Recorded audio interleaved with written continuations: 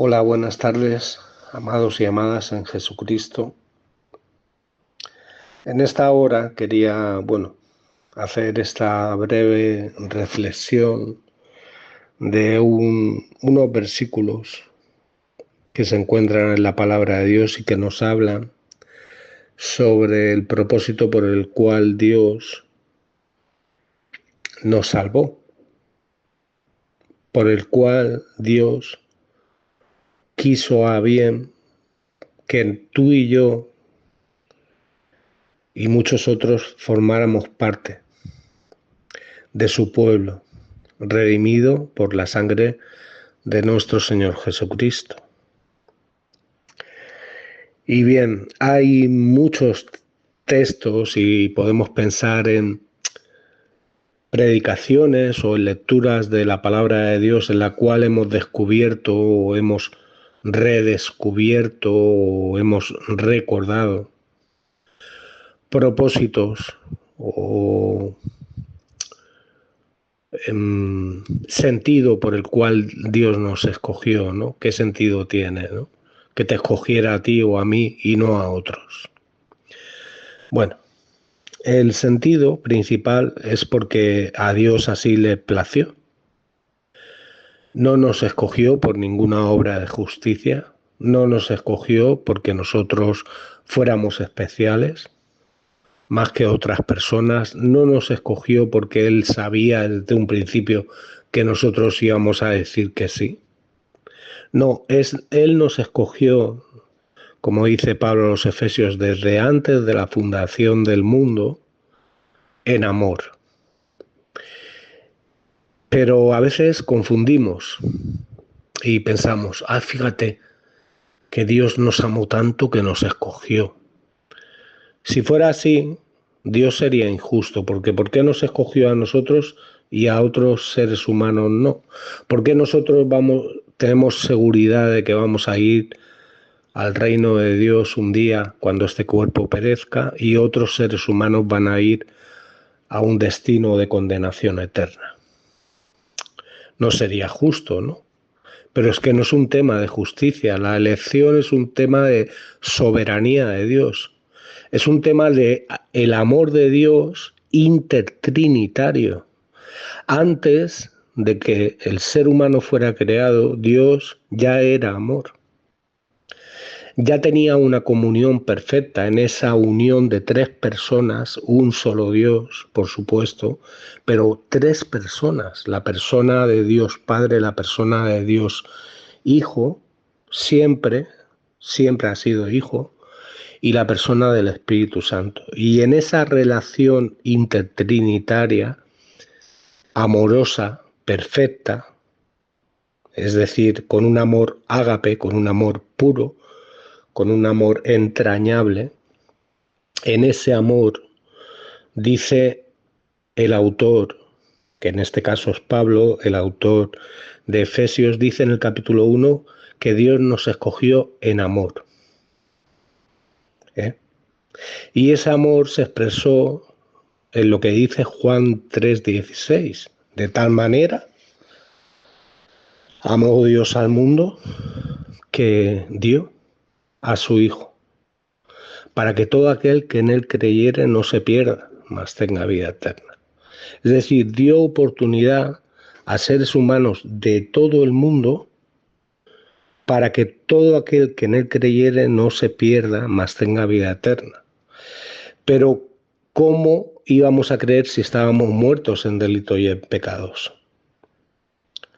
Por tanto, tenía que haber primero una obra de regeneración, es decir, una obra de vivificación, así como en ese pasaje profético de Ezequiel 37, tenía que haber una obra de vivificación espiritual en tu vida y en mi vida, porque estábamos muertos en delitos y en pecados, dice Pablo a los Efesios en el capítulo 2, versículo 1.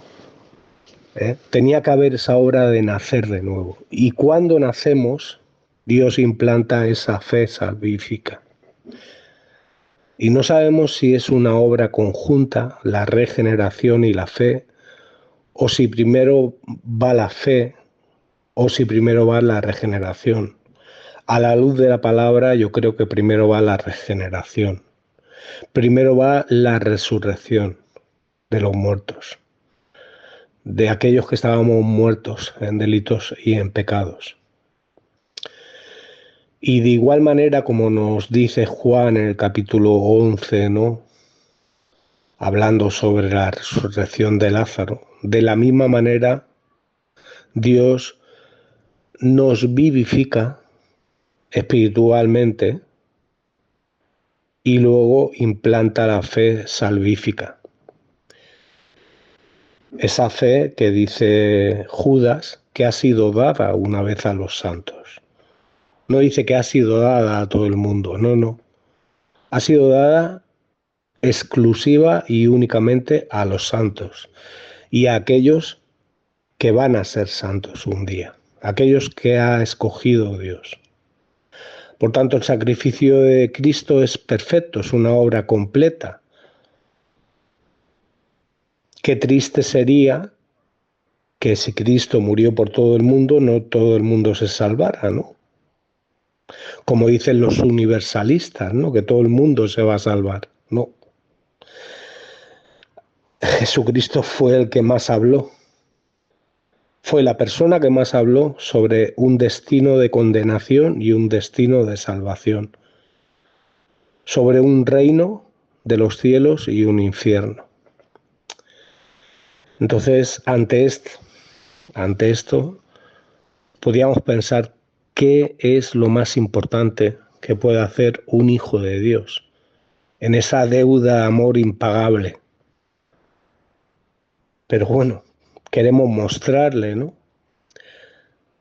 Juan dice en su primera carta que nosotros le amamos a Él porque Él nos amó a nosotros. Jesucristo dice que dijo y dice que aquel a que se le perdona mucho, mucho ama. Y yo creo que tú y yo, hermano y hermana, hemos sido perdonados de mucho. Y de mucho que sigue perdonándonos Dios. Por tanto, deberíamos preguntarnos qué es lo más importante que tú y yo podemos hacer en la sociedad, en la iglesia donde nos congregamos, con nuestro prójimo. ¿Qué es lo más importante que podemos hacer? Y yo creo que por encima de todas las cosas que podemos hacer, y podemos hacer muchas cosas si Dios lo permite, pero por encima de todas ellas es lo que, por ejemplo, Pedro dice en la segunda carta. En la primera carta de Pedro y en el capítulo 2 y versículo 9. Fijaos lo que dice la palabra de Dios.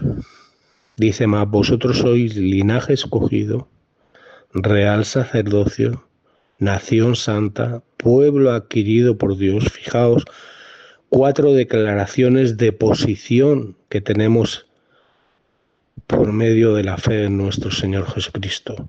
Somos un linaje escogido, o sea, selecto por Dios, escogido por Dios.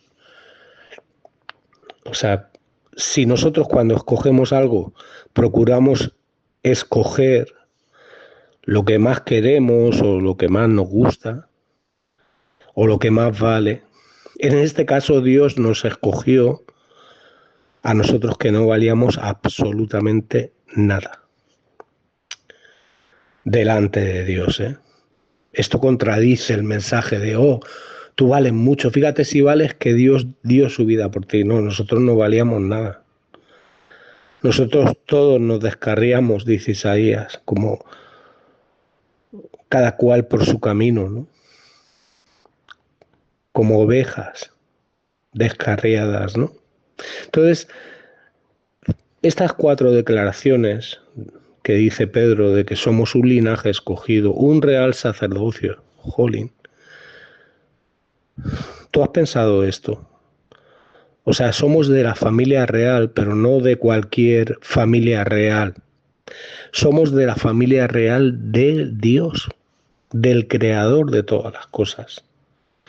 O sea, una realeza superior a cualquier realeza terrenal. una nación santa, apartada por Dios.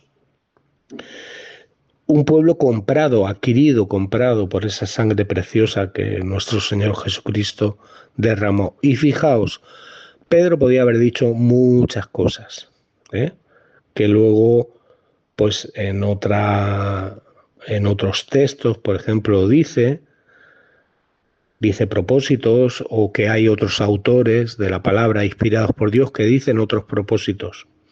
Hay muchos propósitos por el cual Dios nos escogió, pero el principal es este que dice Pedro: para que anunciéis las virtudes de aquel que os llamó de las tinieblas a su luz admirable. Las virtudes de nuestro Señor Jesucristo, sus atributos, su carácter, sus virtudes, el precio que Él pagó, lo que Él llegó a sufrir, el castigo por nuestra paz fue sobre nuestro Señor Jesucristo. ¿Has pensado esto? Seguro que sí, yo lo he pensado muchas veces, pero lo hemos considerado bien, lo meditamos. O sea, lo que tú y yo merecíamos, que no era precisamente bondad y misericordia de Dios, merecíamos un castigo que fue descargado sobre la persona de nuestro Señor Jesucristo. Dios Padre derramó toda su ira sobre nuestro Señor Jesucristo para que Él pudiera redimir a los que ya en esa comunión perfecta de la Santísima Trinidad, en ese amor perfecto intertrinitario que tenían desde antes de que el universo fuera creado, ya pensaron en ti y pensaron en mí y en aquellos que han de ser salvos. Y no solamente Pedro tenía claro esto, que lo más importante es que anunciemos las virtudes de nuestro Señor Jesucristo. Pablo, el apóstol Pablo, aquel que tuvo esa revelación, subió al tercer cielo, vio cosas, oyó palabras que no le es dado al hombre expresar. Un hombre humanamente instruido a los pies de uno de los maestros y sabios del siglo I como Gamaliel. Un hombre que era de un linaje también escogido humanamente de la tribu de Benjamín, hebreo de hebreos, que tenía un sacerdocio entre comillas, era una persona que, aunque no era sacerdote, pero bueno, formaba parte de aquellos que podían mediar entre el pueblo y Dios, ¿no? Como eran los fariseos.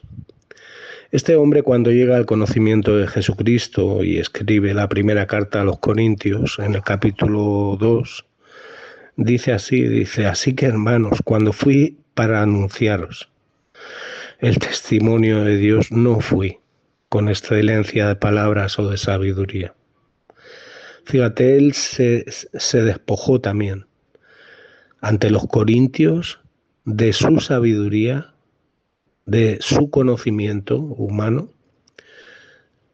para proponerse con la intención de proponerse no saber entre ellos y no hablar de ninguna cosa sino de Jesucristo y a este crucificado. O sea, el destino de esa persona, del Señor Jesucristo, fue la cruz. Dice, y estuve entre vosotros con debilidad y mucho temor y temblor. Es decir, no estaba con altanería, no estaba con altivez, mirando por encima del hombro, no, con mucha debilidad, temor y temblor. Y dice, ni mi palabra ni mi predicación fue con palabras persuasivas de humana sabiduría, es decir, no utilizó argumentos filosóficos para con los corintios, no utilizó argumentos,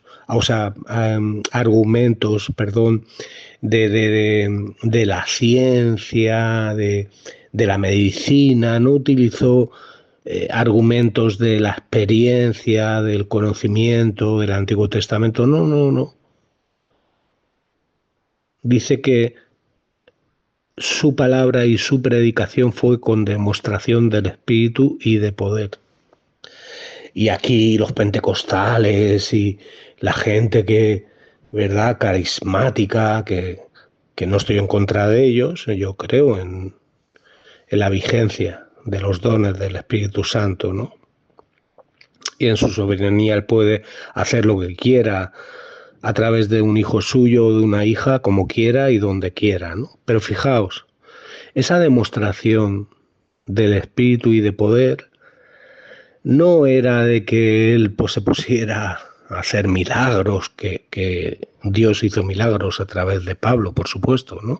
Y sanidades y demostración del poder hablando en lenguas o interpretando lenguas o como quiera, ¿no? No, fue con demostración del Espíritu y de poder en cuanto a lo que Él se había propuesto, hablar de Cristo y de este crucificado, hermano. No fue con demostración y de poder en cuanto a los dones recibidos, sino fue con demostración del Espíritu, mayúscula, y de poder en cuanto a la obra del Espíritu en la persona de Jesucristo. Porque Él se había propuesto no saber nada, sino a Jesucristo y a este crucificado. Crucificado y evidentemente resucitado. Las demostraciones del Espíritu y de poder en la persona de Jesucristo, no en su persona, no en Pablo, en la persona de Jesucristo, para que vuestra fe no estuviera fundada, para que la fe de los corintios y para que tu fe y mi fe no esté fundada en la sabiduría y en el poder de los hombres, sino en el poder de Dios, por medio de Jesucristo. Así que, ¿qué es lo más excelso, lo más glorioso, lo más hermoso que tú y yo podemos hacer? Hasta que Dios nos lleva a su presencia, o hasta que Jesucristo venga y partamos a su presencia, ¿no? Y como dice Pablo a los tesalonicenses, y nosotros los que vivimos, los que hayamos quedado, seremos llevados con los que resuciten, con los cristianos, con los hermanos y hermanas que han muerto y resuciten en la venida de Cristo, dice Pablo a los tesalonicenses en el capítulo 4, ¿no? Nosotros, los que vivimos, los que hayamos quedado, seremos llevados con ellos en las nubes, y Dios vivificará y transformará nuestro cuerpo mortal, ¿no? Y nos hará aptos para poder atravesar los cielos y estar en la presencia de Dios con un cuerpo diferente, ¿no? Un tabernáculo, en una casa distinta, ¿no? En una morada distinta, no terrenal, no sujeta a podredumbre, ¿no? Entonces, mi hermano, mi hermana, te quiero recordar, lo más importante y por lo que Dios te llamó y te salvó y te dio una nueva vida, es para que tú, como decía el apóstol Pedro y como decía Pablo, anuncies las virtudes de Cristo, prediques a Jesucristo y a este crucificado y resucitado. Crucificado porque el castigo que debía ser nosotros fue sobre él. Y por sus heridas hemos sido tú y yo sanados perpetuamente. Bueno, hermano, considera esto y que Dios nos dé valor, luz y suficiente humildad para saber estar en la iglesia y entre los hermanos y con nuestro prójimo. Que Dios os bendiga mucho.